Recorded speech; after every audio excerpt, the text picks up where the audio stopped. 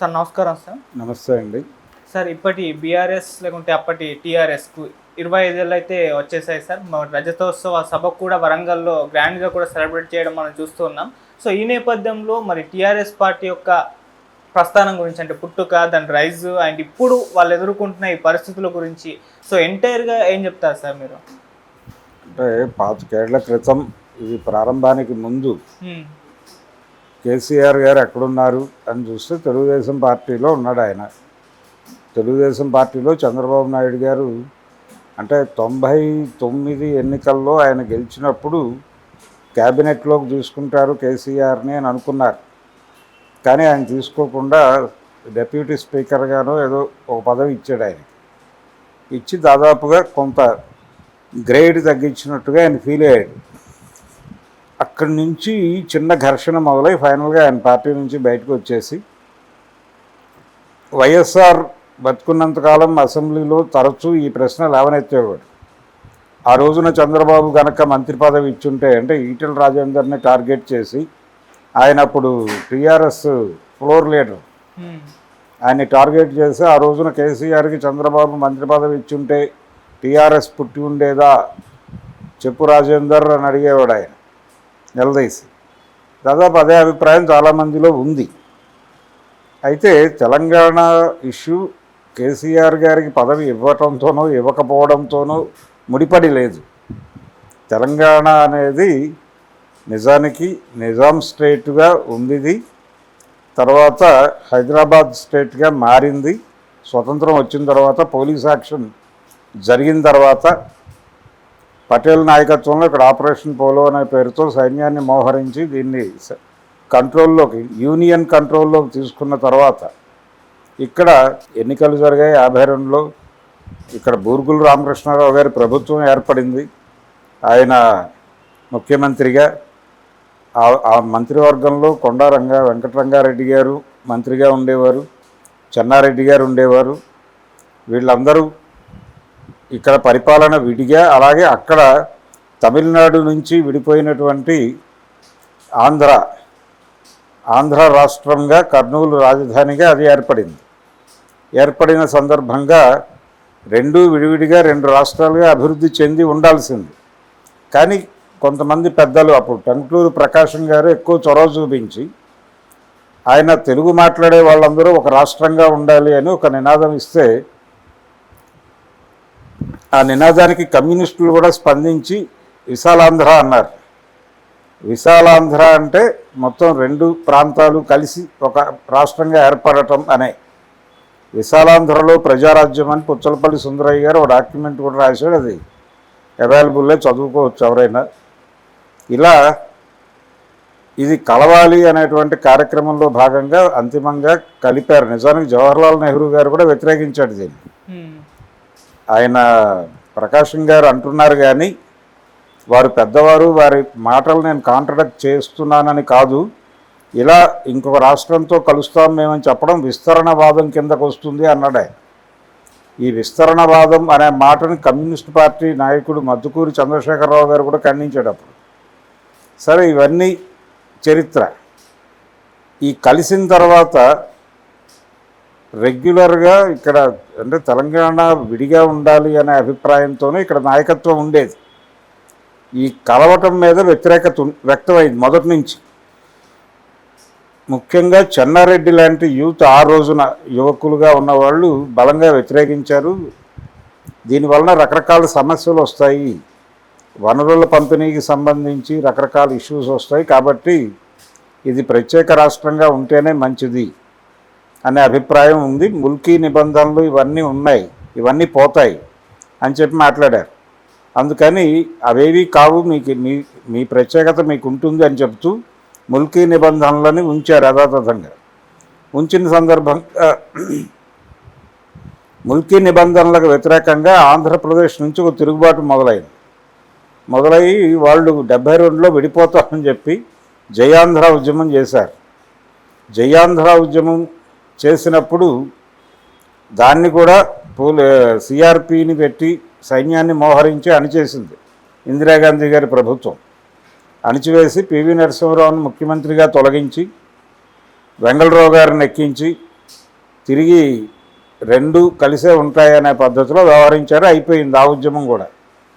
ఆ తర్వాత మళ్ళీ తెలంగాణలో ఒక ఉద్యమం మొదలైంది, మేము ప్రత్యేక రాష్ట్రంగా ఉంటామని. దాన్ని అణిచివేశారు. ఈ క్రమంలోనే 90 దశకంలో సిపిఐ ఎంఎల్ పీపుల్స్ వార్, అప్పటి పీపుల్స్ వార్ ఇప్పటి మావోయిస్ట్ పార్టీ ఆధ్వర్యంలో తెలంగాణ డిక్లరేషన్ అనేటువంటి ఒక మీటింగ్ జరిగింది వరంగల్లోని. వరంగల్లో జరిగినటువంటి ఆ సమావేశంలో తెలంగాణ ఏర్పాటు జరిగి తీరాలి అని చెప్పడం జరిగింది. ప్రొఫెసర్ జయశంకర్ వీళ్ళందరూ అక్కడి నుంచి ఒక నడక ప్రారంభించారు. ఈ పూర్వరంగం ఉంది. కేసీఆర్ టీఆర్ఎస్ అనే పార్టీ పెట్టడానికి ముందు వరంగల్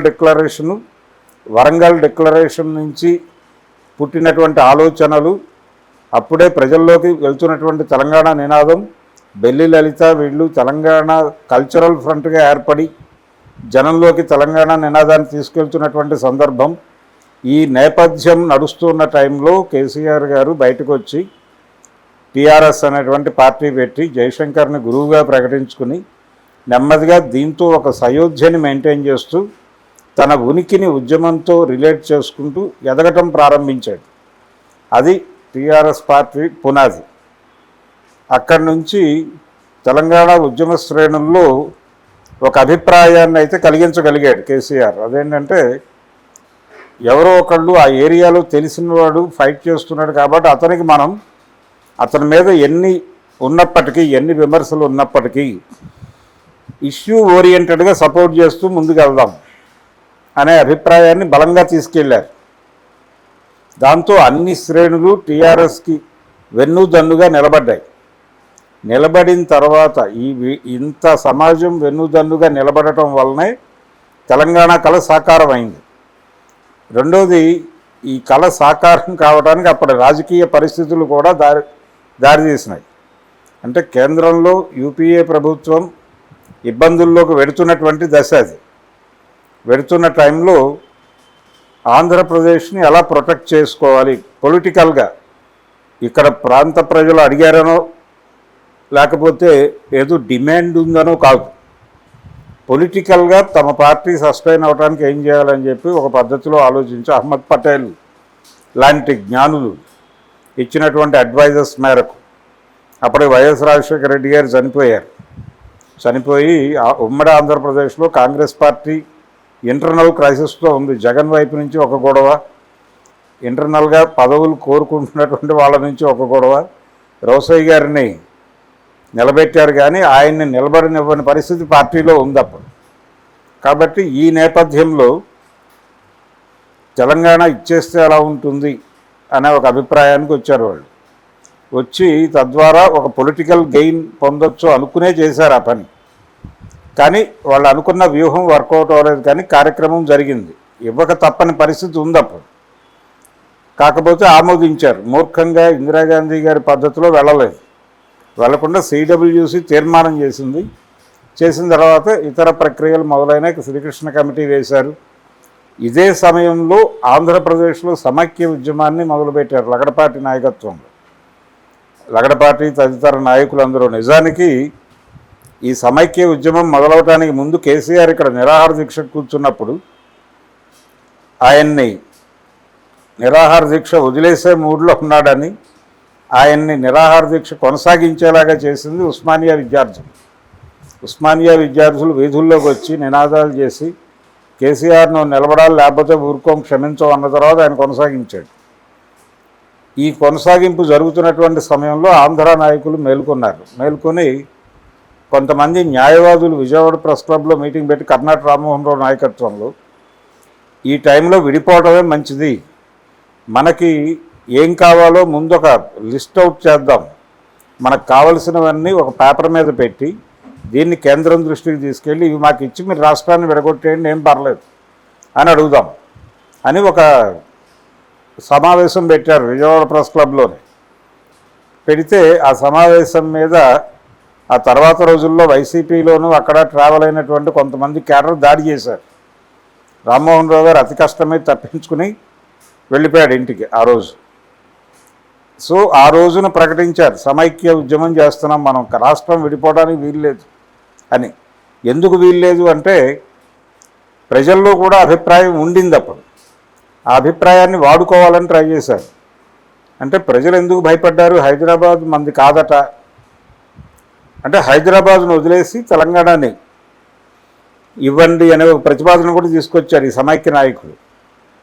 అది కాకుండా హైదరాబాద్తో సహా ఇవ్వాలి అనుకున్నప్పుడు హైదరాబాద్ని ఎలా ఇస్తారు? మొత్తం ఇక్కడ ఆంధ్ర ప్రాంతంలో ఎవరు డిగ్రీ పాస్ అయినా ఎక్కడ అంటే శ్రీకాకుళం జిల్లాలో మారుమూల ప్రాంతంలో డిగ్రీ పాస్ అయిన కుర్రవాడైనా సరే అతని జేబులో ఒక 2,000 3,000 డబ్బులు పెట్టి ఆ డిగ్రీ కాగితాలు అవి సంచిలో పెట్టి బస్సు ఎక్కించి హైదరాబాద్ పంపించి ఏదో ఒకటి చూసుకో అక్కడ అని చెప్పడం అనేది తల్లిదండ్రుల బాధ్యతగా మారిపోయింది, ఆచారంగా మారిపోయి అదే చేసేవాళ్ళు. ఎవరైనా చదువు అయిపోవడం భయం వాళ్ళ చేతిలో 2,000 పెట్టి తోసేయటమే హైదరాబాద్. వాళ్ళు వచ్చి ఇక్కడ ఎస్ఆర్ నగరు మరో చోట ఎక్కడో చోట గదులు చూసుకుని అక్కడ ఉండి ఏదో ఒక పనిలో ఏదో పని దొరుకుతుంది ఇక్కడ అనేటువంటిది ఒక గ్యారంటీ. అలా బతకడం మొదలుపెట్టేవాళ్ళు. అలా చాలామంది ఆంధ్ర యువకులకి జీవితాన్ని నేర్పించినటువంటి యూనివర్సిటీ హైదరాబాద్. ఏది ఉస్మానియానో లేకపోతే సెంట్రల్ యూనివర్సిటీయో కాదు, హైదరాబాద్ ఇట్ సెల్ఫ్ ఒక యూనివర్సిటీగా పనిచేసింది. అక్కడ ఏదో చదువుకుని వస్తారు, ఇక్కడ ఏదో కంపెనీలో ఉద్యోగం దొరుకుతుంది, ఏదో టెక్నికల్ జ్ఞానం వస్తుంది, ఆ ఏరియాలో ఎదుగుతాడు వాడు. ఎదిగి ఆ ఏరియాలో వాడే కింగ్ అయిపోయి వాడే మొనోపాలీ అయిపోయి అలా ఎదిగిన వాళ్ళు చాలామంది ఉన్నారు అక్కడి నుంచి వచ్చి. కాబట్టి అలా హైదరాబాద్ అనేది వదిలేయటానికి ఇష్టం లేని పరిస్థితి ఏర్పడిపోయింది. అంటే వదిలేస్తే మన భవిష్యత్తు ఏంటి, మనం పిల్లల్ని ఎక్కడికి పంపించాలి అనే ఒక సమస్య ఉత్పన్నమైంది. దీన్ని సాకుగా తీసుకుని సమైక్య ఉద్యమాన్ని మొదలుపెట్టారు నాయకులు. కానీ సమైక్య ఉద్యమం అనేది పూర్తిగా డొల్లా అనే విషయం అర్థమైంది జనాలకు నెమ్మదిగా. ఎందుకంటే అక్కడ ఒక సెంటర్ డెవలప్ అవ్వాలి, ఒక డెవలప్మెంట్ అంటే అక్కడ ప్రజలకు అక్కడ ఉద్యోగాలు ఇవ్వటానికి అక్కడ ఒక అభివృద్ధి కార్యక్రమం జరగాలి. అది లేకుండా అభివృద్ధి వికేంద్రీకరణ జరగకుండా ఒక్కచోట మోసపోయటం వలన జరిగిన ప్రమాదం ఇది అనేది అర్థమైంది. నిజానికి ఎన్టీ రామారావు ముఖ్యమంత్రి కావడానికి ముందు వరకు ఆంధ్ర ప్రాంత పెట్టుబడులు ఇక్కడికి అంత వేగంగా వచ్చేవి కాదు, తక్కువే. రియల్ ఎస్టేట్ ఇతర రంగాల్లో ఉన్నప్పటికీ ఎన్టీఆర్ సీఎం అయిన తర్వాత వచ్చినటువంటి ఊపుకి అంతకుముందు నడిచినటువంటి దానికి తేడా ఉంది. వెంగళరావు గారు సీఎం అయినప్పుడే ఒక మూమెంట్ మొదలైంది, అంతకుముందు చాలా తక్కువ ఉండేది. ఆంధ్ర ప్రాంతంలో సర్ప్లస్ డబ్బులన్నీ కూడా మెడ్రాస్ వెళ్ళేవి. ట్రాన్స్పోర్ట్ రంగం విజయవాడ ఆటో నగర్ వెళ్ళేవి, లేకపోతే మెడ్రాస్ వెళ్ళేవి. మెడ్రాస్లో రియల్ ఎస్టేట్ వెంచర్లు వేసేవాళ్ళు, లేకపోతే సినిమాలు తీసేవాళ్ళు, అలా నడిచేది. వెంగళరావు సీఎం అయిన తర్వాత హైదరాబాద్ వైపు దృష్టి మరలింది. రామారావు గారు సీఎం అయిన తర్వాత వేగం పెరిగింది. రామారావు సీఎం అయిన తర్వాత హైదరాబాద్లో థియేటర్ల సంఖ్య పెరిగింది. ఇదంతా చిరంజీవికి ఉపయోగపడిన తర్వాత నైజాం పెద్ద షేర్ రావడం మొదలైంది. అంతకుముందు రాయలసీమ పెద్ద షేర్, రామారావు గారు హీరోగా ఉన్న రోజుల్లో. కాబట్టి ఈ మార్పులు అక్కడ నుంచి వలసలు పెరగటం ఇదంతా ప్రెజర్ క్రియేట్ చేసింది. ఇక్కడ అన్ని రంగాల్లోనూ వాళ్ళ ఆధిపత్యం, అజమాయిషి, రాజకీయంగా కూడా వీళ్ళకి సరైన ప్రాతినిధ్యం దొరక్కపోవడం, వాళ్ళ విద్యాసంస్థలు అవన్నీ ఇక్కడ రాజ్యం చేయటం, ఇక్కడ ఉన్నటువంటి విద్యాసంస్థలు మూతపడే పరిస్థితి తీసుకురావడం, ఇదంతా కూడా లోకల్ సెంటిమెంట్ని చాలా గాయపరిచినటువంటి సందర్భం. రెండోది అభివృద్ధి ఇక్కడే మోసపోయడం. చంద్రబాబు నాయుడు వచ్చిన తర్వాత హైటెక్ సిటీ పేరుతో ఐటీ సిటీ పేరుతో చేసింది కూడా అదే, మొత్తం ఇక్కడే మోసపోసాడు. కనీసం వైజాగ్ అనేది కూడా దృష్టిలో పెట్టుకోవాలి. దాంతో ఒక రకమైనటువంటి ఏహ్యభావం మొదలైంది అందరిలో. ఈ నేపథ్యంలో టీఆర్ఎస్ పార్టీ వీళ్ళందరికీ ఒక వాయిస్గా నిలబడటం వలన ప్రజలందరూ ఎన్ని విమర్శలు ఉన్నప్పటికీ మనం కేసీఆర్ని ముందుకు నడిపించాలి, అతన్ని అడ్డం పెట్టి మనం ఆంధ్ర రాజకీయ నాయకత్వాన్ని అలాగే ఆంధ్ర పెట్టుబడిదారి ఆంధ్ర అజమాయిషీని గండి కొట్టాలి అని చెప్పి ప్రజలు అనుకున్నారు. ఆ అనుకోవడమే కేసీఆర్ పాలిటీ వరమైంది. అందుకని రాష్ట్రం ఏర్పడింది. రాష్ట్రం ఏర్పడిన తర్వాత నిజానికి ఆయనకేం కాన్ఫిడెన్స్ లేదు. తను జరిగేటువంటి ఎన్నికల్లో గెలిచేస్తారని తనేం అనుకోలేదు. మొదటి ఎన్నికలో ఇచ్చిన కాంగ్రెస్కి కొంత జనం వైపు నుంచి మొగ్గు ఉంటుంది అనేది అనుకున్నాడు ఆయన కూడా. అందుకనే మొదట వెళ్ళి సోనియా గాంధీ కృతజ్ఞతలు చెప్తూ తన కుటుంబం అంతా అక్కడ ఒక ఫోటో దిగి వచ్చి ఫ్యామిలీ ఫోటో దిగి ప్రచారం చేశారు దాన్ని. ఆ తర్వాత నెమ్మదిగా ఇక్కడ స్థానిక సన్నివేశం అర్థం అవటం మొదలైన తర్వాత ఆయన కాంగ్రెస్ వైపు నుంచి దృష్టి తిప్పేసుకున్నాడు. తిప్పుకుని స్వతంత్రంగా పోటీ చేశారు, కాంగ్రెస్ పోటీ చేసింది. ఫైనల్గా ఉద్యమం అంటే తెలంగాణ ఇచ్చిన వాళ్ళకంటే తెచ్చిన వాడే గొప్పవాడు అనేది లాజికల్గా కరెక్ట్. ఆ ఆర్గ్యుమెంట్ ప్రజలకు కన్విన్సింగ్గా అనిపించింది. అంటే ఇవ్వటం లేటు చేయటం వల్ల కదా ఇంతమంది చనిపోయారు, నువ్వు ముందే ఇచ్చుంటే ఇంతమంది చనిపోయేవారు కాదు కదా అనేటువంటి లాజిక్ ముందు సమాధానం లేదు. ఇచ్చాము అనేటువంటి మాట వీగిపోయింది అక్కడ. వీగిపోయి తెచ్చిన వాటి మీదే ఫోకస్ పెరిగి జనాలకి టీఆర్ఎస్ని ఎన్నికల్లో గెలిపించారు. సరే 5 ఏళ్ళ తర్వాత ఓడిపోతాడు కేసీఆర్ అనుకున్నారు, మళ్ళీ గెలిచాడు.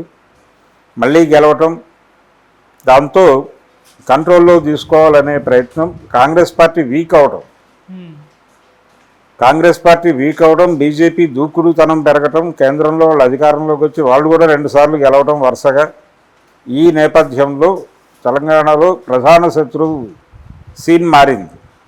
ఈ ప్రధాన శత్రువు సీన్ మారుతున్నటువంటి సమయంలో ఇక్కడ బీఆర్ఎస్ ఓడిపోయి కాంగ్రెస్ అధికారంలోకి వచ్చింది. విచిత్రంగా ఈ కాంగ్రెస్ పార్టీని నుంచి తమ చేతుల్లోకి పవర్ తీసుకోవడం కోసం బీజేపీ పావులు కదుపుతోంది ప్రస్తుతం. ఎటు నుంచి చూసినా ఇక్కడ కాంగ్రెస్ ఉన్నప్పటికీ బీజేపీ రాజ్యమే నడుస్తోంది చాలా స్పష్టంగా. ఇప్పుడు ఇందాక మనం మాట్లాడుకున్నటువంటి ములుగు ప్రాంతంలో అటాక్స్ వెనకాల తెలంగాణ పోలీసులు ఉన్నారని మాట్లాడుకున్నాం మనం. అదే పరిస్థితి. అంటే ఒక సీరియస్ సర్కమ్స్టాన్సెస్ వస్తే వీళ్ళు కేంద్రానికి అనుకూలంగానే మాట్లాడే పరిస్థితిలో ఉన్నాడు సీఎం గారు. కాబట్టి దీన్ని వినియోగించుకుని మళ్ళీ లోకల్ సెంటిమెంట్ని రెచ్చగొట్టడం ద్వారా గెలవడం కోసం ఒక వ్యూహరచన జరుగుతోంది. ఈ 25 ఏళ్ల ప్రస్థానాన్ని రివ్యూ చేసుకుంటూ వరంగల్లో జరుగుతున్నటువంటి సభలో ఇదే మాట్లాడుకోబోతున్నారు.